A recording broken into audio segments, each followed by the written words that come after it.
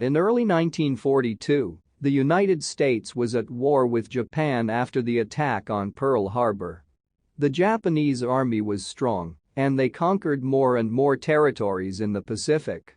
They also attacked the Philippines, Hong Kong, Singapore, and Australia. All of this raised fears among the Americans, who were afraid that the cities on the Pacific coast of the United States could become the next target.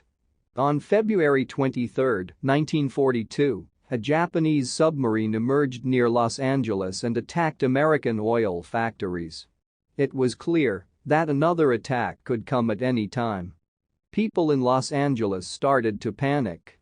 The very next night, on February 24, 1942, U.S. military radars detected an unidentifiable object approaching from the west. Warning sirens went off in the city. The soldiers turned off lights in the city and they were preparing for the attack. Then it all started at about 3 o'clock in the morning. The American soldiers must have seen something in the air because they started firing anti-aircraft grenades. They fired many of them and they continued for a whole hour. When they stopped, they realized that they didn't shoot down any Japanese aircraft. It was a mystery. The next morning, people asked what had happened that night. The investigation revealed that there were no Japanese planes over Los Angeles that night. So what did the Americans shoot at? The government was unable to give a clear explanation.